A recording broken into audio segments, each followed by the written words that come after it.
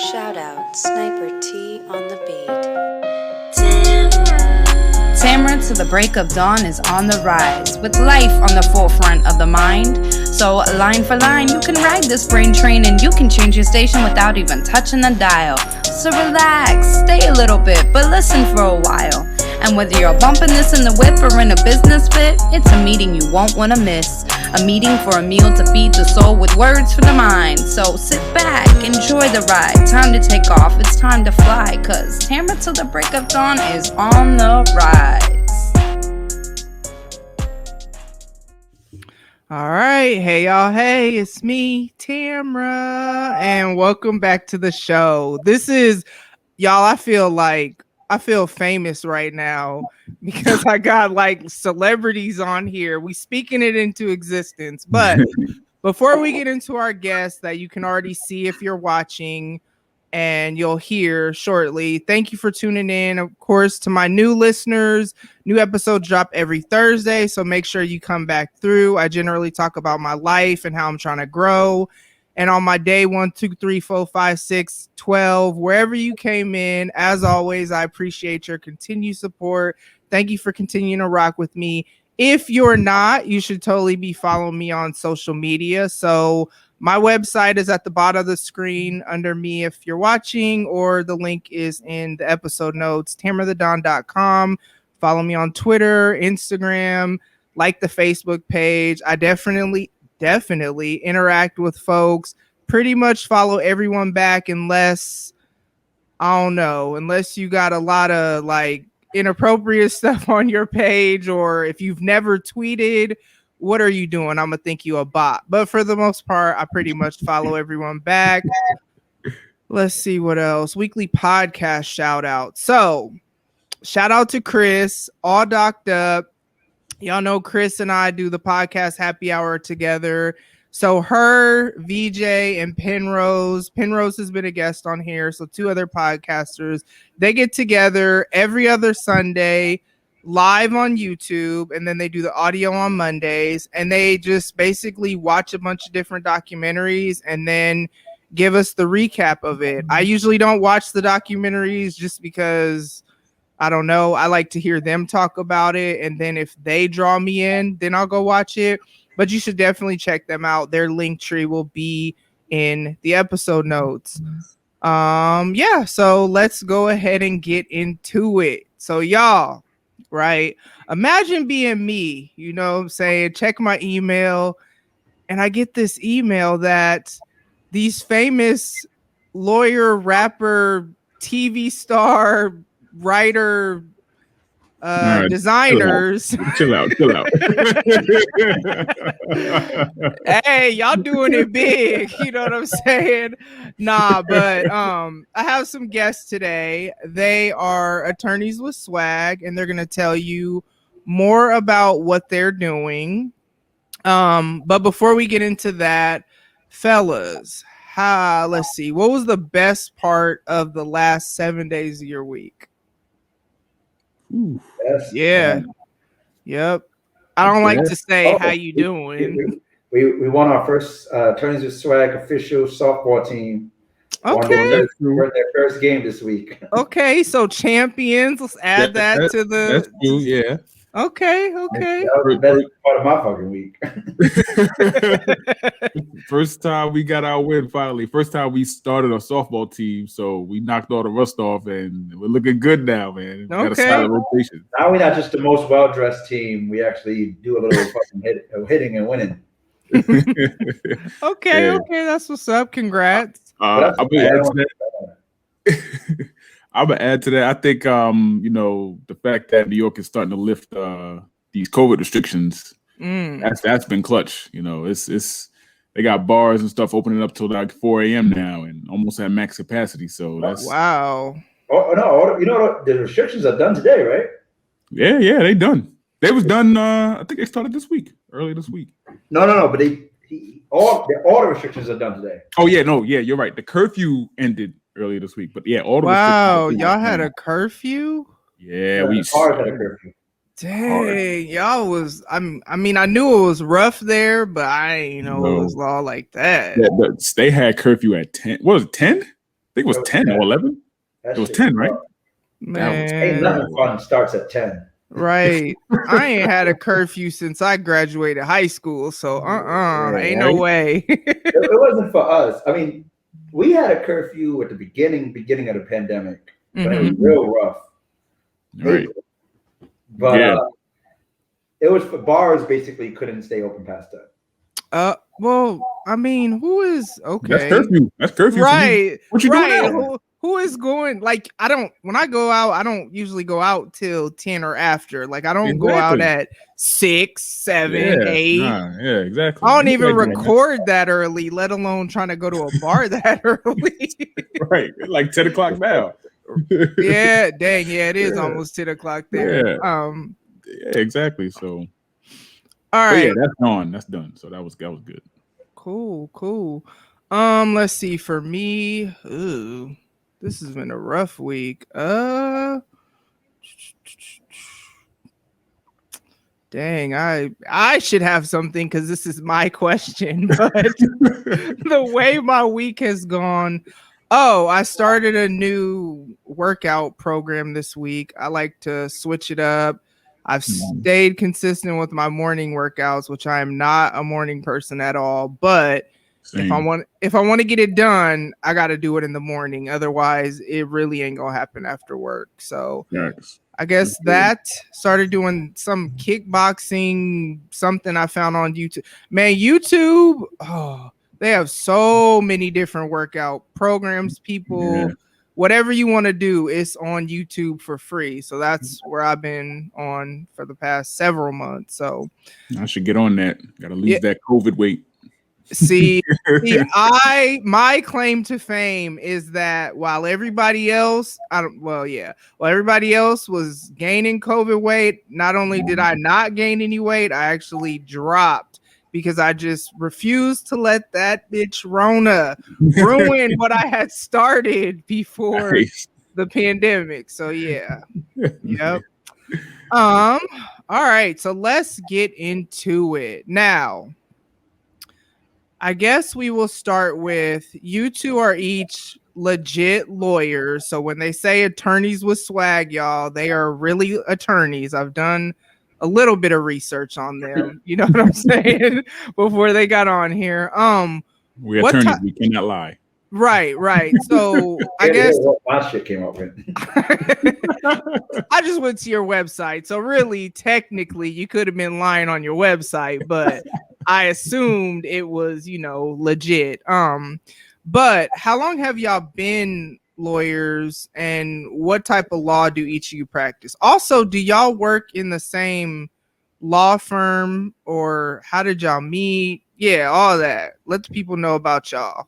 So we're both public defenders that work in Queens, and we got admitted to the bar. We both got admitted in 2015, right? We've been practicing since 2014 and got admitted in 2015. Yeah. Mm-hmm. So we started our job as public defenders in 2014. So yeah. Oh, okay. And you said you were practicing and then you got admitted. Mm-hmm. You could do that, like Yeah. So what happens is you hopefully pass the bar. You graduate from law school, you study for the bar, you hopefully pass it, and a lot of times, depending on where you end up having to get a job, depending on the job, you might just get to the job and just do paperwork. At our job, they have something called like a practice order that allows people to practice as if they're admitted attorneys while they wait.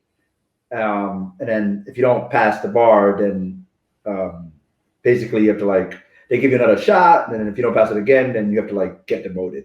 Oh, dang. Yeah, really the only difference is like you said, when you have the practice order, you're allowed to practice without actually being barred as an attorney in New York, is if you have a barred attorney supervise you in court. So as long as you can say, yes, I'm here under the practice order of New York State, supervised by, Mr. X who's an attorney, as long, because that's really all it is. Like, other than that, if you're outside of court, you're doing the same work as a barred attorney is. You're writing motions, all this other stuff. But to make appearances in court, you have to have somebody supervise you before you're barred. So okay, so that's kind of like with therapy. Sometimes you'll have a what they call as a provisional. Yeah. Okay. Yeah, exactly. All right. Like, and doctors with residency and Yep. stuff like that. Yeah. Okay. Same Okay. thing. I didn't know they did that with law as well. Interesting. Yeah. Okay. And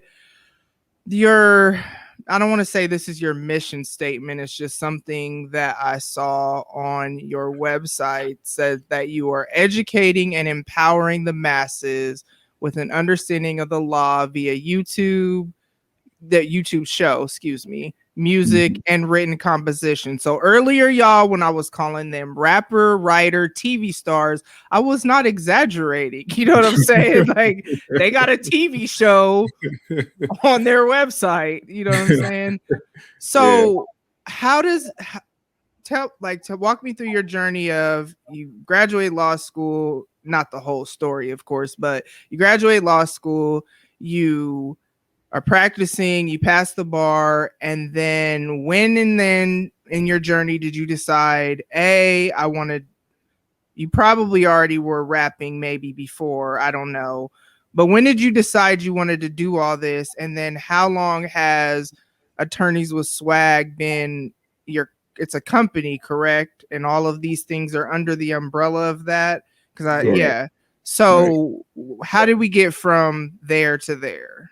So basically in 2019, I agreed to help out my friend who, he's a rapper and he's also an attorney. He used to be a part of Attorneys with Swag, but he no longer is. And I started helping him out, develop his like rap career because he was already making music. And I was just like, hey, you should continue doing this. You're really good. And then in that kind of process of helping him out, I was like, hey, since we're doing this, maybe we should, like get more into the arts and stuff like that. Mm-hmm. I didn't really have any good concepts of how to execute that. And that's when I came up with the idea of Attorneys with Swag after watching an episode of Comedians in Cars Getting Coffee. Mm-hmm. So watching that show made me realize it's just comedians, they're just getting coffee and talking about being comedians. But, you feel like you're getting a little bit insight into their careers, into how being a comedian works, why they get coffee. That sounds, and like it kind of clicked. I was like, oh, lawyers having beers, talking about the law. Right. Yeah. Nobody really understands, that portion, that aspect of, lawyers, right? You just see them in court, you see them on TV shows. You don't really know much about them other than that. Like you just think they eat, sleep, drink the law. Mm-hmm. But it's much more than that. And yeah, to really to answer your question, yeah, that is our mission statement: empowering the masses with the law. Right. That's our whole driving force. When we started in 2019, we just had big picture. We wanted to do anything we could do about the law to get it out there. That's what we try to do. And now it's become more refined, where we just want to get our message out there in an entertaining way. Something you don't see lawyers drinking, having beers on TV, just talking, shooting. Either we're shooting the shit, just talking, or we're actually like talking about issues in the law, and it just goes in and out like that. And I think that, I think for me, really why I joined Attorneys with Swag, Gene really is the one who kind of brought it to me, and, I joined up, instantly, because like, as we said before, we're public defenders. I think we talked a little bit before the show started, like we're public defenders. And, we've been doing this since 2014. And we took this job because we wanted to help our communities, educate them, empower them, and to help them preventing, we're in over police communities. We want to prevent them from making the same mistakes whenever they come across police officers, whether guilty or not. We just want to educate them on their rights and everything like that. And after doing that for 5 years, over and over, seeing the same stuff over and over, same statements of people talking to police, waiving their rights, it can get demoralizing, and it's just like, dang, I'm here, I'm helping people, but I'm helping them like one at a time, and I'm helping them after it's already too late. They already made a mistake, they already did something, they said something to police they shouldn't have admitted, and so what can we do to better prevent that, right? Because like we're already where we want to be and helping people, but how can we help more people? Like there's got to be a more efficient way to protect people and to educate them on their rights. And that's when Gene brought this to me, it clicked. Like, we got to get ourselves out there. Like, we got to get our message out there on YouTube, on Spotify, Apple Music, everywhere on a podcast. Like, we're really trying to develop this brand into something that touches all bases, music, entertainment. And so that's really what Attorneys with Swag is about. We're entertainment, but we're also, developing a brand, clothing, music, and just trying to really show people what it's like to be an attorney if you want to be an attorney, but also try to educate those who may be in communities that are over-policed, and every time they leave their house, they're having to confront a police officer. So, and that's definitely the reason why, when I originally had the thought, I thought it was necessary and it made sense to even make it, because I definitely got like Ev was saying, like the hard part of doing a job is having the same exact conversation with your client over and over and over, and realizing, even if it's a client who this is his 5th time, doing the rodeo, they're just not getting it. Or, even when you meet new clients, or, whatever the situation is, just realizing that, like, regardless of what we're doing, we are touching lives and helping people. In the long run, the message is not getting across that, this is what you do when you meet a cop, or this is what you do in this situation. So Attorneys Swag definitely wants to fill that gap, in which you're kind of like making what should be common knowledge, which definitely isn't, which is the law that we all got to live by, more common and more, more understandable to the regular person, which is what adding the entertainment factor to the law that Attorneys with Swag attempts to do. Right. Okay. Now, each of you are kind of like, Ev, I know you rap, which I apologize. I didn't even say you guys' actual names. I just said Attorneys with Swag.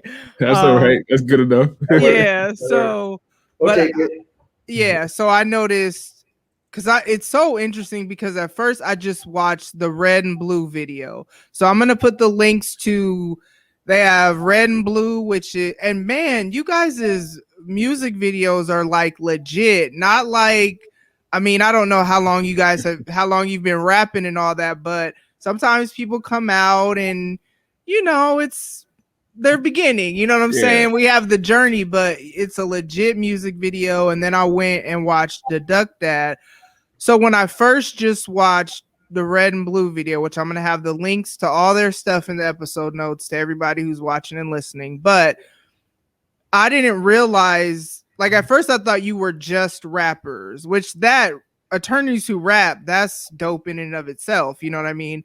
But then it's when I kept digging, because I'm like, okay, well, who are these dudes? Like, what else are they doing? And I see that you have the TV show. I listened to the first episode of your podcast, all 2 hours of it, which somewhere on there you said, if you're still listening now, like, so I'm a real one, because I listened all the way through. That first episode, that's not a good episode to start the show.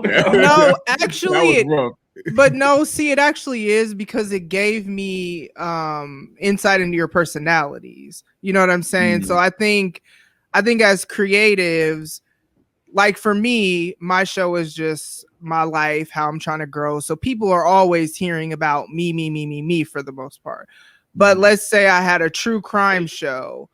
Yes, you're going to hear about me doing true crime, but you're not really going to hear about me. And so I think people, from what I'm told, like to get to know content creators. They want to feel like they can connect to them, relate to them. So as I was listening, I can relate to working from home in the pandemic with my kids home. And you guys just touched on a bunch of different topics in addition to kind of getting into loss. I feel like that was a great introduction episode, but I bring that up because then I saw the blog and I saw the merchandise and I'm like, okay, so there are many different things that it's under the umbrella, but I know, like, Ev, you rap, you know what I'm saying? How long have you been rapping? Or were you a rapper turned lawyer, or is it something that you were like, I just want to try this, see what happens?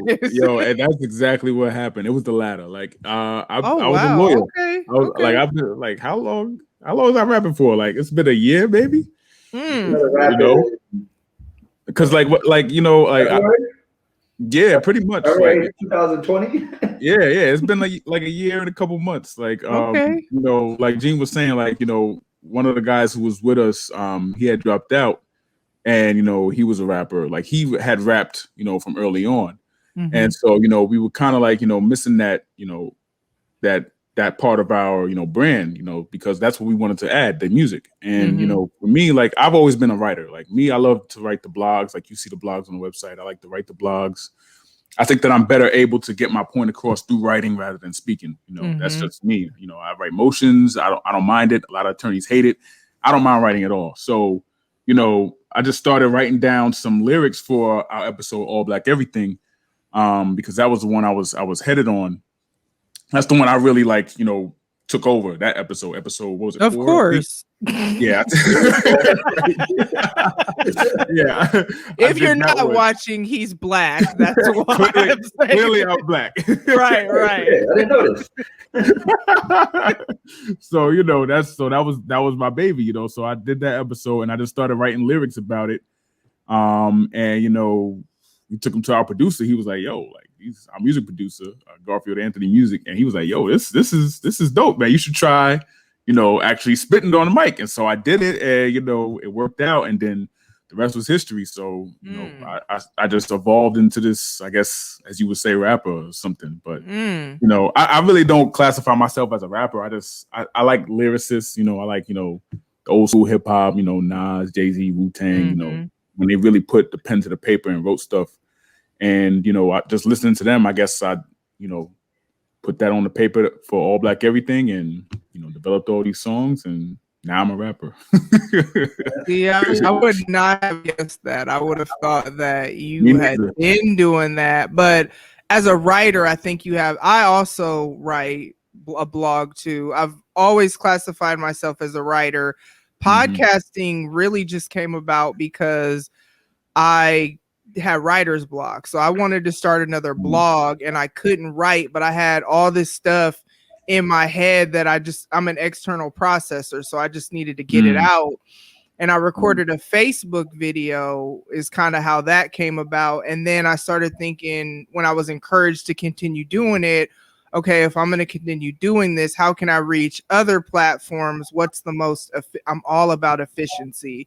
What is the most efficient way to do that? And that's how podcasting came about. But it's crazy how when you open yourself up in that creative space and you just continue to operate in it, like I started designing merchandise. Well, now I'm going to be launching a brand that I'm working on and all these things coming about. I started my consulting company that if I had not started podcasting, my mind wouldn't have really been open to all these things. So I want to encourage you to you are a rapper. Maybe you didn't know you was a rapper, but I mean, it was obviously already in there because like I said, I thought, okay, so he probably was I was making up this story in my mind that you were like always this rapper and like then you decided to pursue law like as a fallback or whatever.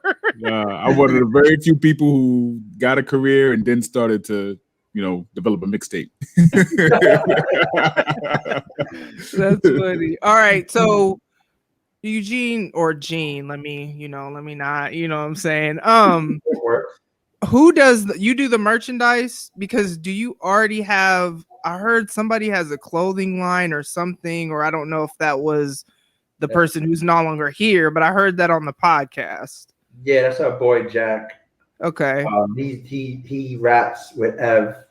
Okay. Jack and Ev do the rapping. Garfield Anthony Music does the music. Our boy Franklin Gomez does all the graphics and he does our side with Jack and Garfield Anthony. He does the merch. They do the merch together, and then Jack has his own merch brand, Splatterkiss. Okay. I was hard and Franklin has his own, marketing, creative agency. Yeah. What they called? What is that show where they come together and create Ultron or some shit like that? Voltron, Power Rangers, no, not Power Rangers. Transformers. There's another one where they all come together and create one. I mean, there's a bunch of them that do Captain Planet. Oh yeah, they did do that. That's funny. Okay, so the TV show. That's It's on probably- you. That's you. That's my baby. Yeah. Okay, because I'm That's like, the most sting minds in this current. okay.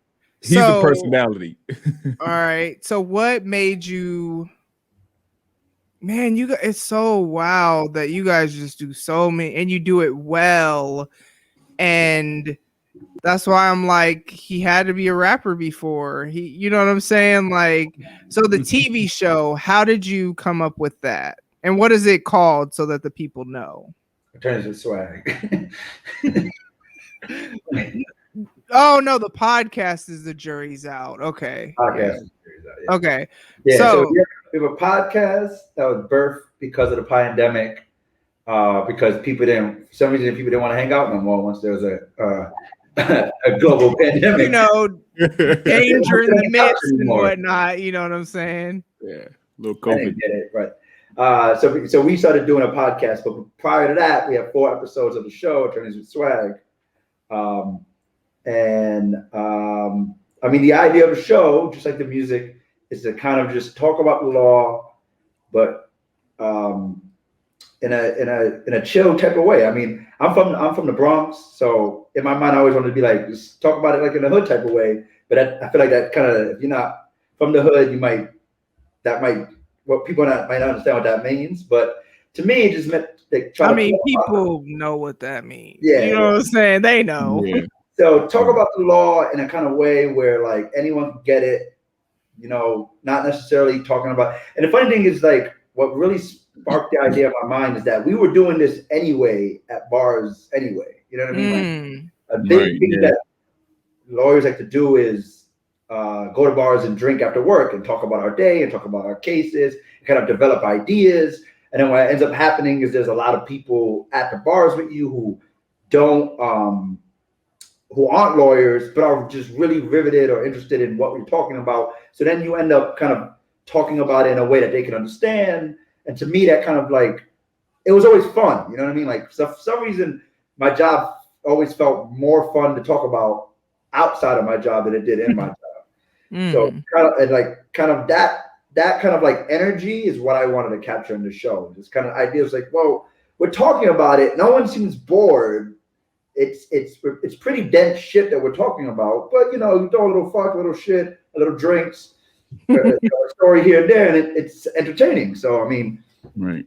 That was kind of what was going through my head when I had this idea of like creating a show which we're gonna try to talk about these kind of dense topics, deductions, taxes, going to law school, you know, being stopped by the police.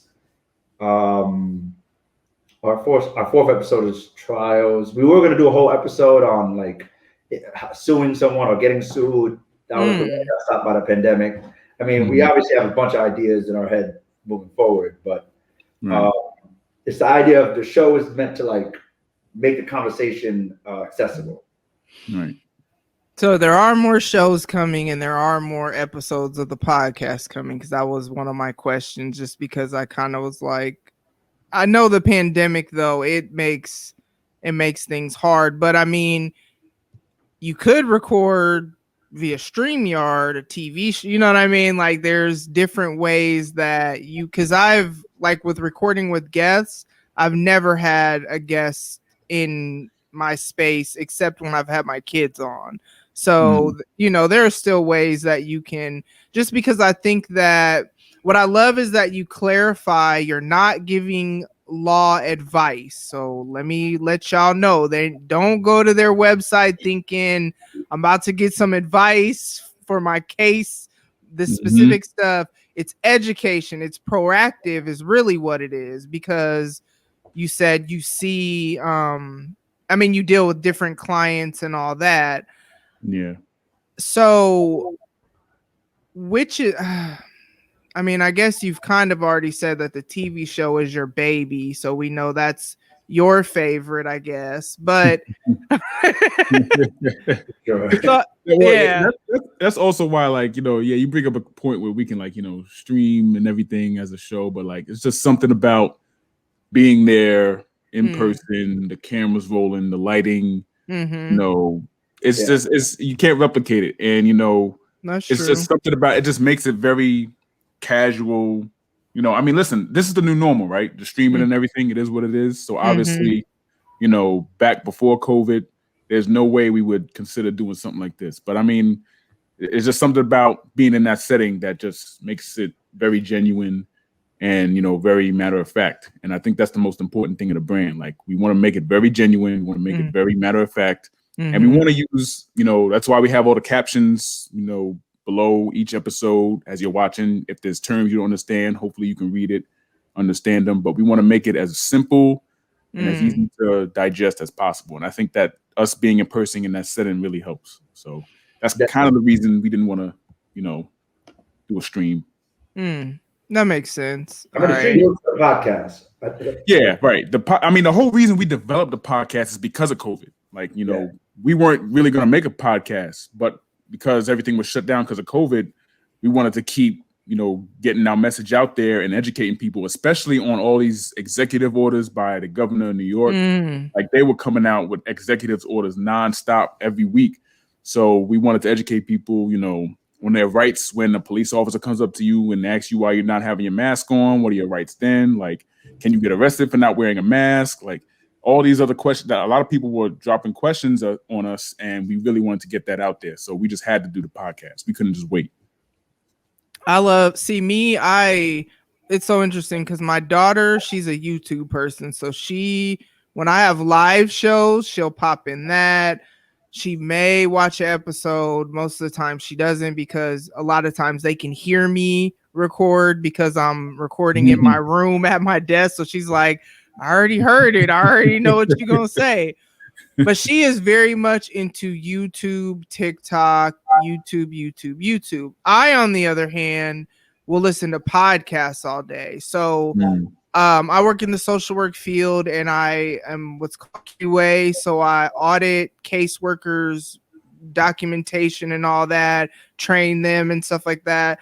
So I like to just sit there and listen, you know, while I'm working. And I'm not going to say it's background noise because I am listening, but it's just something that's there that I don't have to like focus on. Whereas with YouTube, I feel like I need to look at what I know. You can technically listen to YouTube, but if the TV's on, I feel like I need to watch it, pay attention, you know, kind of like you said, that it's a whole different vibe. So I'm glad that you started the podcast, simply because, kind of like we were talking about in the beginning, being everywhere where everybody's at anyway. And, you know, there's just different. That's what made me get into doing live shows. So I don't know if you ever want to get into that. Somebody shout out to Mike, OT Off the Record podcast. He's probably going to listen to this. He kept saying, you should go live. You should go live. You should go live. And I was like, no, no, I don't want to go live. But what he said is that's a whole different audience. And there are people that will hop on every live show every month, comment, interact. I've had like merchandise giveaways and all that. They probably never listened to an episode of the podcast, though. And that's okay. So I'm learning. There are people that they knew me as a blogger way before all this. So when I started my blog back up in November, they couldn't wait for me to start blogging again. They ain't never listened to an episode of the podcast either.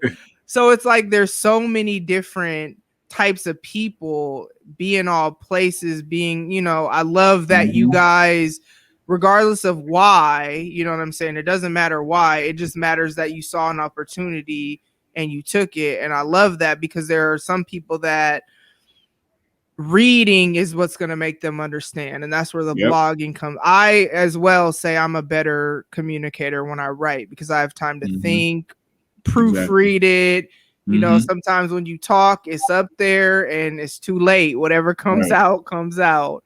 That's the importance of getting into so many avenues, you know, because, you know, you limit yourself when you're only trying to reach people by YouTube, or if you're just trying to do music, or if you're just trying to write blogs, like, or, you know, because a lot of people are just into fashion. That's it. So putting your message on a t-shirt, like Gene's wearing, Deduct That shit. Boom. That's it. That's a t-shirt. It's somebody who will never watch anything we put out, listen to anything we put out, but they'll see him with that shirt and like, yo, that's a dope shirt. And now they're hooked, you know? So, you know, in terms of developing your brand, this has nothing to do with law, obviously, but like, that's just good business 101, right? Just don't limit yourself in all the avenues. If you got it, spend a little extra to get in that avenue and just see, because you can attract people from anywhere, you know? So. That's so true. So you guys are lawyer, rapper, writer, TV star, designers. This is not an exaggeration. Dads, brothers. I was about to say, you have families. So like, what does self-care look like for you? Please say you have self-care, because you got to take care of yourself. Like, how do you balance all of that? Because it sounds like, I know it's a lot. It's a lot. I got CrossFit. Okay. Yep. I feel it. Workouts. Yeah. I mean, for me, it's just, it varies. Like I got one son, he's 3. My wife is expecting another one. Woo! So, you know, yeah, another boy. So, you know, he got me running up around everywhere. Self-care is just me. If I get 30 minutes to myself, just watching the game, I'll take it. That's all I need. I don't really need too much. You know, that's pretty much it for me. So just, you know, having my time to myself when I can get it, that's pretty much it. Every now and then, you know, I'll go on a drive or something like that because I'm in the cars. So I work on my own car. That's pretty much it. I mean, the good thing about working from home, you know, is that I'm able to kind of fit in my self-care time, you know, every now and then when I can, you know, which you have to, you know, so that's it. Now we're starting to go back and everything. Matter of fact, we're going back to court in person. So wait, I got a question then, because you know, I'm in Nebraska, so we were not as limited as you. We didn't even have a mask. We never shut down fully at all. Nice. We had people had different feelings about that though. Like some people were like, yeah, and that's with everything. But the mask mandate lifted, I think end of May. But in the city that I live in, we technically didn't have one. So it's just really weird how that's worked, because I live in a suburb of Omaha, which is the larger city. There was a mask mandate there, but not where I live. So then it's like, okay, but we gonna go in Omaha and they're gonna come here. I don't know. It was weird.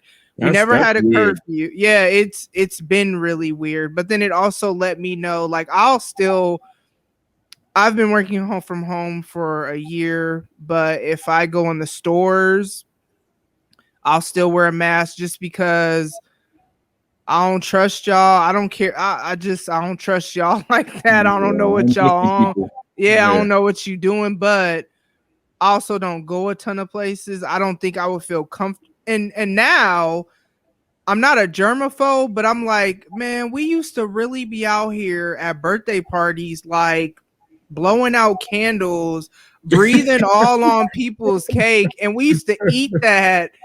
Like, there's so many things I rethink now because of COVID. Right. But I'm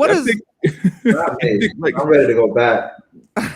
Well, what does lawyering look like working from home? Because I didn't know. I mean, I guess I didn't get in trouble to know that was a thing. But how does that work?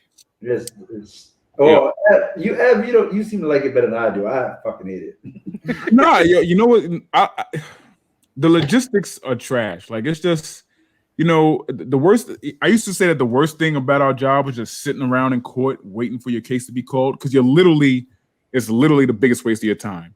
But now I'm kind of like stuck in my house in front of a computer waiting for my case to be called. So it's really, you know, kind of the same thing. Yeah, I can surf a little bit while I'm waiting for my case to be called, but I have my phone in court, so I can do the same thing. So really nothing has changed much, except that I'm doing it half dressed, you know, from the waist up. Right.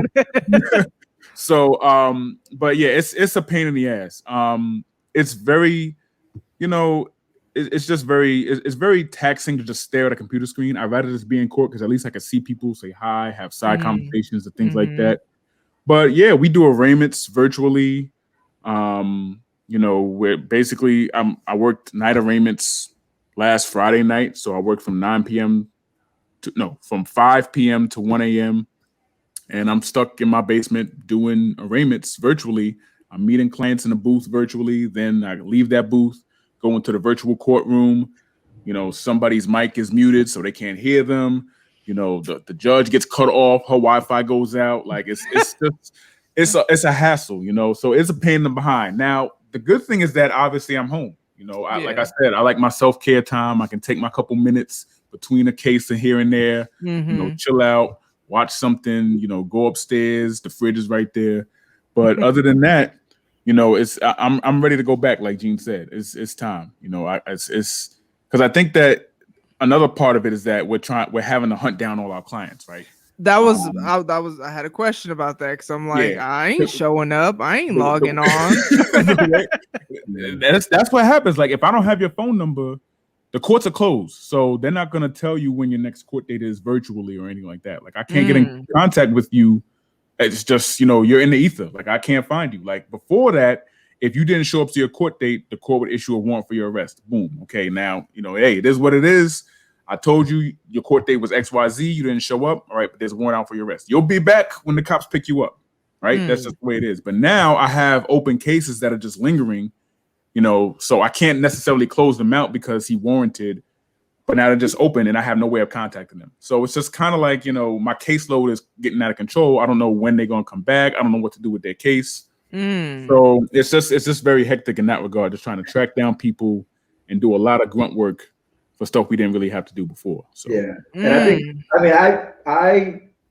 I think what makes me a good attorney is my ability to explain what's happening to my clients in a way that makes them understand and allows them to make educated decisions. And typically, that's a big thing. The more educated the decision a client is making, the more confident they are in that decision, and the quicker the process can kind of go. Because I feel like a lot of what causes some cases to linger is having like indecisive clients. But a lot of that indecisiveness is not necessary. It's just that we're strapped for time and we're going, hey, this is what it's hitting for, yada yada, bing bang bang bang, and they go, oh, I need more time, or this, or I'm not sure. Whereas like if you just kind of sit there and just kind of spend an extra 15 minutes. And I feel like it's very hard to do what I'm describing over the phone or through Zoom or whatever it is. That extra time, it can kind of close the gap and kind of the discomfort that the client is having, which will allow a case to kind of flow better. So that's the part that I miss. I think being in person, there's a lot more that can be done with the attorney-client relationship in turn that is necessary to have an orderly transition through these cases. Right. Which is normal for anybody, right? Think of it like if you had a doctor who you never saw in person and you just meet them for the first time over Zoom and they're telling you what they think's wrong with you, right? Yeah. Like they're not there in person, Psychologist. Right? I'm good. Now bring your legs to the camera. Oh my gosh. Imagine, right? That's true. That insecurity is valid, and that's what happens when I'm meeting my client for the first time and he's in jail. Like he's like, yo, like, are you even a real person? Are you even in New York? Do you know what you're doing? I'm not in New York. Right? That's a perk too. You can travel. Oh, so y'all could work. Okay, see. Yeah, it's remote. Our office is closed. The court's closed. So. I don't know if we can do that. I don't know. We work from home, but I'm sure you can. I probably can, but I don't think I would want to. Like if I'm leaving, I don't want to bring work with me. So I don't want to bring work home either, but well, here we are. I'm gonna take it home. I might as well take it on vacation. But that's so interesting that your caseload has gone up in the pandemic. On the flip side, in the social work field, especially the work that I do, because we work with the welfare population and it's called employment first, because there's like a 60-month cap on how long they can get welfare, the cash portion. And so we try to help them get self-sufficient with service plans, etc. But with all the extra unemployment, the STEMI, It's Yeah. tax time, so that would have made people fall off anyway. Our caseloads are low. So it's very interesting how, since they can't arrest people, I guess, because they can't find them or they don't know if they really got the information or whatever, it's interesting what that's going to look like on the flip side now that things are kind of like going back to normal. Are they going to immediately arrest people or, you know? Yeah, I don't know. I mean, I think that there's such a backlog now of cases that are just sitting still and not going to trial that they don't have the resources to just go after somebody who didn't go back to court on a petty larceny case. You know what I mean? Like, I think that would be silly for them to do that. So they're gonna really, which is starting to happen. Like, I know, I'm sure you've seen it, Gene. Like that, you can tell that they're starting to pick and choose which cases are worth their time. And they're getting rid of stuff that's just like first arrests, small mini misdemeanors and stuff. So, that's what happens. I mean, like, not everybody can go to trial. Like, the system is just not built for everybody to have their right to go to trial. You have to make certain decisions, based on the strength of a case and, what it's worth. And you can see them starting to make that decision. So what does that look like then practically if they don't choose a case? Is it just they don't do anything about it? Are these people in jail and they just sit in jail? Or what does that look like? So basically this speedy trial basically requires them to bring forward a case at certain periods. So a misdemeanor, at least in New York, it's 90 days. If it's a felony, it's 6 months. But those 90 days or those 6 months aren't just a straight 90 days from arrest. What basically the 90 days, the way it gets counted down is that they have to announce ready. And if they announce ready, that clock stops. And what ready means is that they're basically ready to move forward in the next step of the process, where before that used to mean something, but now that basically means they're ready for trial. They literally are ready to go to trial or to go to hearing. And if they are able to say that, then that clock stops. What Ev is basically referring to is that the clock was suspended due to executive order for felonies up until last month, and it just returned. And now that it returned, there's like a year's worth of felony backlog that a clock just started for all these cases. And a lot of these DAs have to sit there and they have their caseloads and they have to decide, well, which of these cases do I want to give a fuck about? Because I can't give a fuck about all of them. And the clock started on all of them. So they're kind of sitting there. Like, I got a bunch of offers where it's like, oh, it's a good offer for a B felony. I'll take that. Right. Oh, they're offering you fucking misdemeanor. So okay. this is working in the client's favor, then, is what you're saying. Right. Yeah. It kind of is. Yeah. It kind of is. We get on certain cases where, had speedy trial been running, they might not have been willing to get rid of the case. But now but since it was suspended for a year and now it just started, I think, it's kind of crazy because me as a prosecutor, I would have tried to get rid of these cases before the speedy trial had started, because then that would have alleviated some work that I have to do now. But it seems like a lot of those cases just sat there, and now it's just a whole backlog. And but I also know a bunch of people in our job that's like, they hear from a prosecutor talking about, hey, you want to resolve this case? Here's this shitty offer. Come on, let's go. Like, nah, man. I'll see when that clock starts. Yeah, exactly. Yeah. The amount of clients, I'm just like, we're not. He's like, hey, what's happening with my case? I'm not calling that guy. I'm telling you, he ain't got nothing good to say. We're gonna talk to that guy when that clock starts, because he's gonna be saying a lot of different. Right now, he's talking about 2 to 4. Go see what he says when that clock starts. Right. Yeah, that's very true. Like, I had a couple cases where while the speedy trial was suspended, the offer was 2 to 4 years, and now that it's back on, they talk about probation. Okay. So you're right. Like, it is kind of working in the client's favor, So I'm not complaining too much. I'm just saying it's still hectic. Yeah, I can imagine, because when you don't do something and then you're expected to suddenly do it, in addition to the transition of going from working from home to back to the office, and like it's a lot, all in addition to a whole side company, you know what I mean, that you guys are just doing a lot, which is why I definitely wanted to touch on the self-care. Now, another question. You guys are lawyers who got into all this. I've clarified that, especially with the rapping. However, let's say y'all blow up, like your raps, blogs, TV show, everything just takes off because with social media and even avenues like that, there are people like, I don't live in New York. There are people that don't listen that don't live. I mean, I have listeners all over the world. So it's like they're going to pick up. So let's say y'all become famous, like in your Deduct That video. That was kind of the backstory or whatever. What are you going to put down law, or is that your passion and this is just another way to help people? You can't put down law, you know. If this blows up, you can't put down law. But it's funny, me and Gene always have this conversation. Like, you know, for me, you know, I think the question is like whether we would stop being public defenders.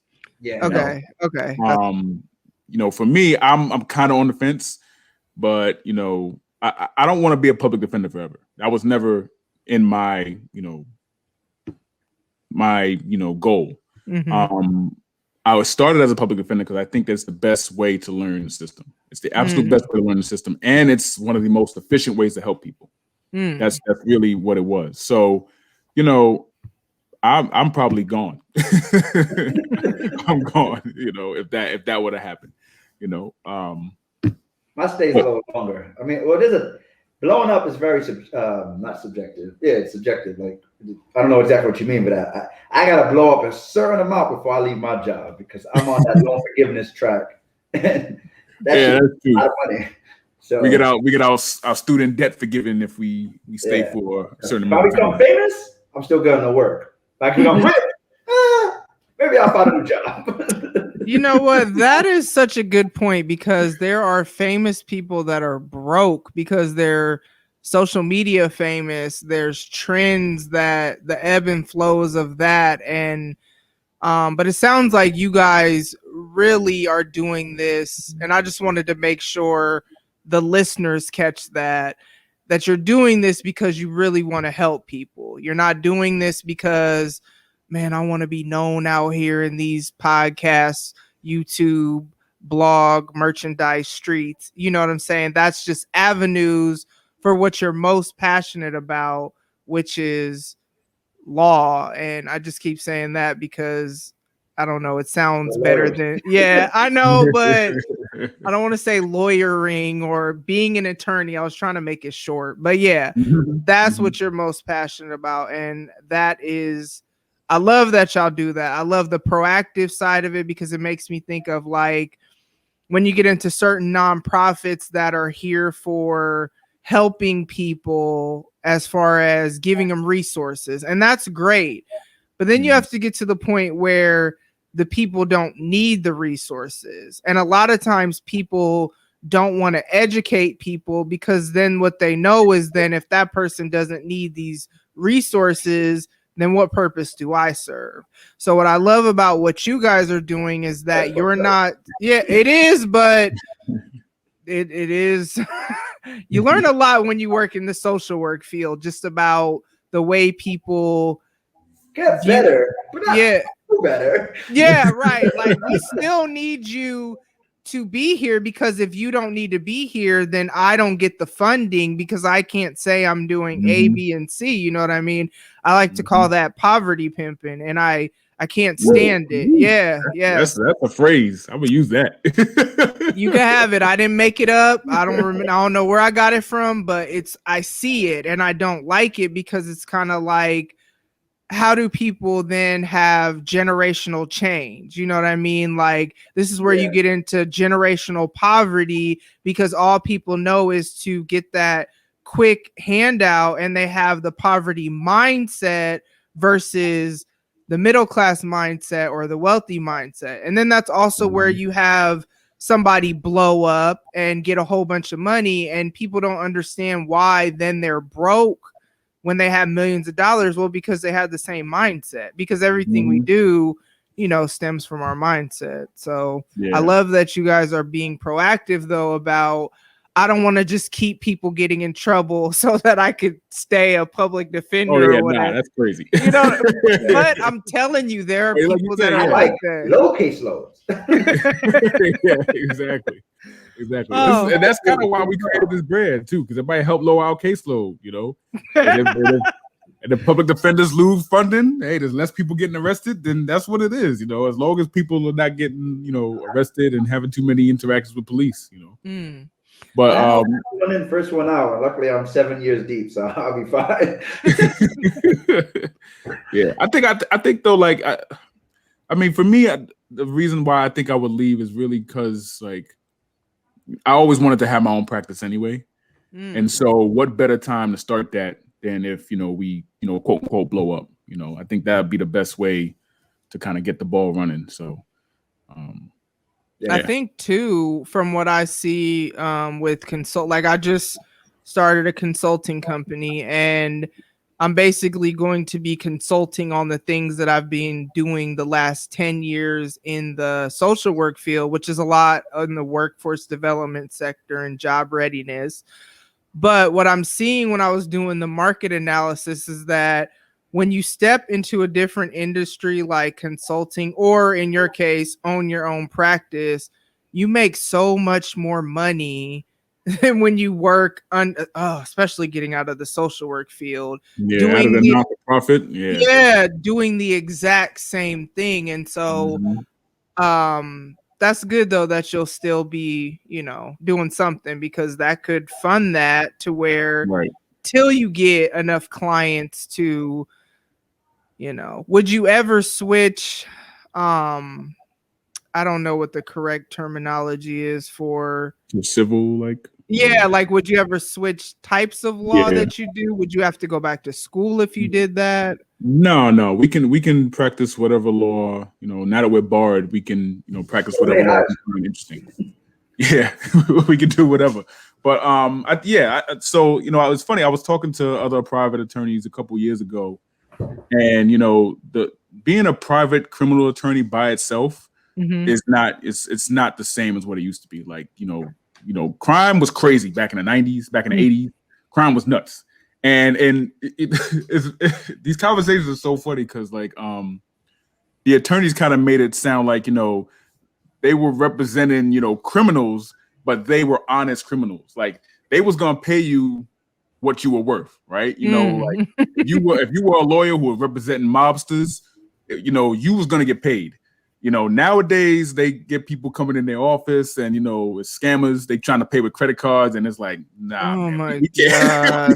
Wow. So, long story short, what they were saying was like, being just a criminal attorney now, it doesn't really pay the bills. You have to diversify your specialties. So you have to do criminal, you have to do some civil, you have to do some landlord tenant, you have to do wills, estates, you have to do bankruptcy, tax law. You have to really do a lot of stuff so that you can, because, and we see it with our practice, like whenever we have a client, normally it's not just criminal, right? They have family law issues, especially if they're arrested for domestic violence. So now there's children in common. So now they're going to have to go to family court to see their children. If the guy is not a citizen of the United States, then now there's an immigration issue. So, things like that. If he owns the house and now there's order of protection that he can't go back there, now it's a landlord tenant issue. Like, there's so many issues that intersect with our practice. So you have to be able to do it all. You have to make a good living. Okay. So yeah. I didn't know that. I thought you just kind of had to like choose, I'm going to do this and then that's it. But that's actually better for you. And also, because then you'd have to bring in like, okay, I can't do that. I got to bring in my other person to do this. Right. So, yeah. And you getting better business. If the client comes to you, you got to be able to solve as many problems for them as you can. So. Okay. So before we get out of here, you guys have given us a lot about you guys, what you do. Y'all listening, if you rock with me, go check out their videos, go check out their website, buy some merchandise. They're doing good work. You know what I mean? And before they go, they are going to each give you one piece of advice to encourage you in the rest of your day, week. I don't know, whenever you listen to this. So whoever wants to go first. You good, Gene, or me? You can start, Ev. All right. I guess for me, for encouragement, I always like to talk to people who might want to be interested in doing law. Don't give up no matter what. For me, it took me a long time to get into law school. I had to take 2 years off after college to really study for the LSAT, which is a law school entry test, admissions test. And, my scores weren't good at all. So, I took it maybe 4 times because they just weren't good enough and I wasn't getting any calls back. And, for me, I just kept with it. I stayed with it. And, I just never saw myself not being an attorney. For me, that was just, it was either be an attorney or I don't know what I was going to do. So, if you have a vision, if you have a plan for yourself, no matter what, just stay at it. That's it. That's point blank, period. Stay at it. Your time will come. Hey, I needed that reminder. Thank you. And I think my advice is very much in that same concept. I mean, in life, there's only one currency, and that's time. Mm-hmm. So you really should try to take a step back and figure out what you want to spend your time doing. Mm-hmm. And I mean, I always knew I wanted to be a lawyer, so it wasn't that complicated for me. But the one good thing about being a lawyer is that I get to spend my time doing something I love doing. And I feel like anyone that's thinking about, in a rut or whatever, or wants to do something different, you just gotta sit there and go, it might take you longer. It might, you might have to put more to get what you want. But in the long run, you'll spend more of your time doing what you want to do as compared to doing what you don't want to do. That's easier to do. You know what I mean? It's easier to get a shitty job. It's easier to this, that, and other. You want to have a job that needs a master's. You want to have a job that needs a JD, or you want to have a job that's just difficult, because there's a lot of great jobs out there that don't require any of that. But I think you just have to realize that the most important thing you can do is spend your time wisely, because that's the most important thing. It's like that Corona commercial with Snoop Dogg. Said if time is money, shouldn't it matter how you spend it? That's it. Exactly. Spend your time wisely, man. Good stuff. All right. So outgoing announcements, and then I'll have you guys give any social media handles or talk about projects you may have coming up or stuff like that. But real quick, I just want to remind y'all the podcast happy hour is this Saturday. So if you are listening to this episode when it drops, which is Thursday the 17th, I think that is, this Saturday, June 19th, is the next podcast happy hour. So if you know what it is, then you know the vibes. But if you don't, myself and 5 other female solo podcasters, so Chris from Shenanigans with Friends, Audrey from Odd Tales Podcast, who is finally back from retirement or whatever she had going on in her little break, Autumn from the Lit Life Podcast, and Jay Boog from Jay's Quick 3. I talk about them all the time. The links to their Twitter are in my episode notes, but I'm hosting it this month, so it'll be on my YouTube, Twitter, and what else? Facebook. My birthday is this month, y'all, 6/27. Jay's is 6/28. Chris's was 6/3. So it's like a birthday extravaganza. Plus, it's Juneteenth, y'all. So y'all definitely got to come through. So at 9 Eastern, 8 Central, 6 Pacific, make sure you check us out. If for some reason you catch this afterwards, then it'll be in the episode notes of the next episode. So make sure y'all check that out. Now, fellas, what is your social media handle that you want them to follow you on? Because I know y'all out here, because I follow you. So where can they find y'all? On IG is Attorneys with Swag. Facebook is Attorneys with Swag. Twitter, for some reason, you couldn't get the wit. I can't remember why. So it's Attorneys W Swag. What else? Everything with swag. Everything. We TikTok, got right? swag. You'll find us. We got all of it. And is all of that on your like accessible from your website? Yeah. Okay, so I'll put the link to your website, and that's literally the one-stop shop for everything they do. You could read up about them. You could see if you want to get in touch with their music producer, like his information is on there. They have a lot of stuff on there, so I will definitely make sure we have that in the episode notes. Any upcoming projects, any more video drops, or we got more music coming. We got a whole album that we setting to release.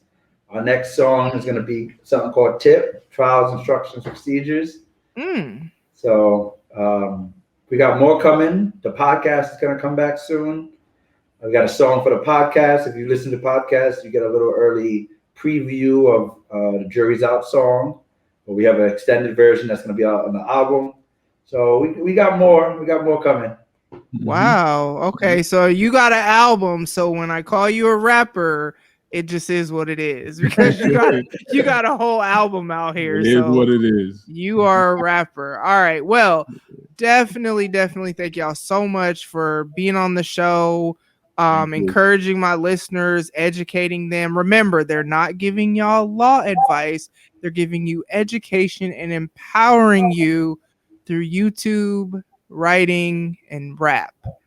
Okay, remember that. Don't be talking about attorneys with swag said no, they didn't. Okay. And then as always, y'all know, make sure you're taking care of yourself mentally and emotionally. Make sure you're taking care of yourself physically. I'm on this snatched 40s journey. You feel me? Thank you for everybody that, I don't know, interacts when I post the stuff, or those of you who tell me I inspire y'all to get on y'all stuff with y'all working out. That's why I do it. But like, real talk, for me, public accountability helps me keep going. So really, me knowing y'all watching me, that's what keeps me going, because I'm not about to fail in front of y'all. You feel me? Also, make sure you take care of yourself spiritually. I always tell y'all my faith, my relationship with God is important to me. Whatever that looks like for you, you have a spirit, so be healthy. That's all I'm saying. And also, as I recently added, make sure you are healthy in your relationships. Unhealthy relationship dynamics they ruin the world, in my opinion. Like, so many things could be better or be avoided if people had healthy communication skills, learn how to deal with conflict, all that. So make sure y'all take care of all that. I'm going to go ahead and get up out of here. Thank y'all so much for sticking through. Make sure y'all check them out. The links to all their stuff is in the episode notes, and I will see y'all soon. Bye. Ladies and gents, this concludes transmission. Tune in next time for a whole new edition. Another adventure and mission to share, be heard, and clarify the vision of this whole new world for